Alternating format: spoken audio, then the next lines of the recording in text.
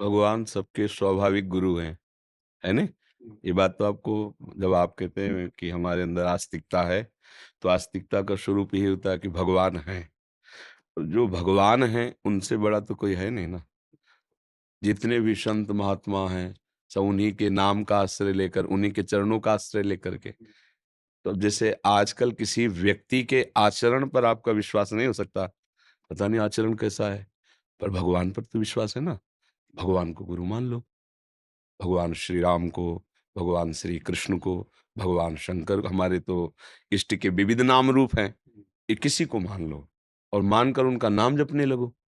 और जब नाम जप करोगे, तो आगे का रास्ता खुद दिखाई देगा कि क्या है। फिर आपको प्रश्न नहीं करना पड़ेगा। उनको जो करवाना वो करवा लेंगे। आपको बस इतना करना है। बात माने? लेकिन मेरी वाइफ जो है वो कहती है गुरु के बगैर।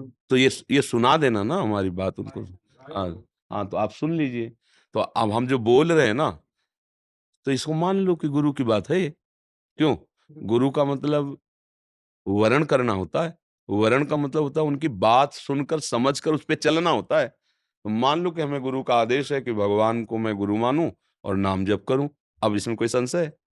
कबीर दास जी महाराज रामानंदाचार्य जी को परम गुरु अपना स्वरूप मानते। एक दिन सीढ़ी पर लेट गए, अंधेरा था, स्नान करने जा उनके चरण पड़े छाते, अरे उनका बेटा राम, राम, राम।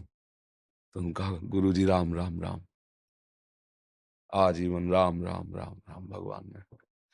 महापुरुषों ने बात कह के दिखाई है कि बात मानने के शिष्य हैं और बात ना मानो तो फिर क्या है नहीं? हम लाख कहें कि आप हमारे शिष्य, आप हमारी बात ना माने, तो आपका कल्याण नहीं होगा। और आप बिल्कुल मत कहिए कि आप हमारे गुरु हो, हम बिल्कुल मत कहें आप हमारे शिष्य हो, आप हमारी बात मान लो तो आपका कल्याण हो जाएगा, है ना? बस, सुलझा हुआ व्यक्तित्व रखो। हम इस बात से आपके प्रसन्न हैं कि जब तक हमारा श्रद्धा और विश्वास दृढ़ ना हो, तब तक हम किसी को कैसे अपना स्वामी वरण करें। तो सबके स्वामी भगवान हैं। अगर भगवान पर आस्था है, तो आगे का मार्ग वही दिखाते हैं, क्योंकि वही गुरु रूप से दूसरा कोई नहीं।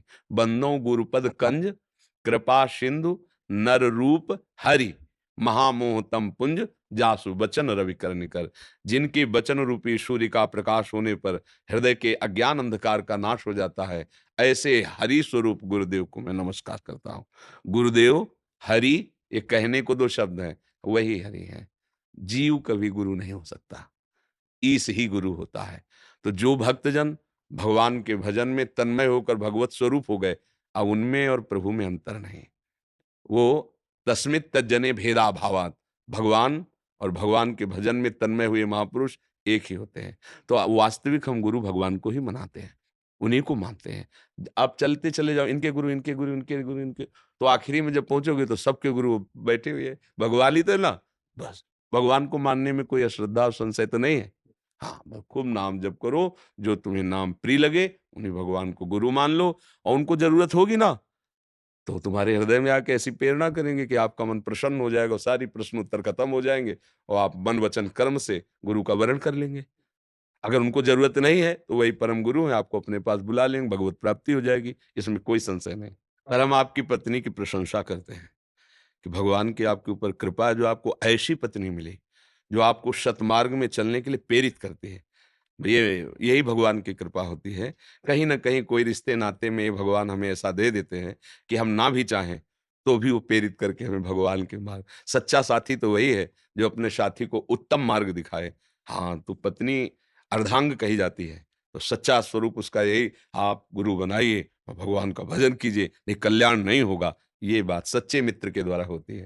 तो वास्तविक हम आपकी पत्नी को नमस्कार करते हैं कि वो आपके प्रति ऐसा भाव रखे कि आपका कल्याण, आप हमारे पति हो, आप सुखी रहो, तो परम सुखी तभी होगे जब भगवान की प्राप्ति होगी। भगवान की प्राप्ति तभी होगी जब कोई मार्ग दिखाने वाला होगा। ये उसकी बहुत उत्तम सलाह है, पर ये सलाह आप धारण करो, प्रथम सीढ़ी में पैर रखो, आखिरी तक पहुँच जाओगे जहाँ उन्हें पहुँचाना है।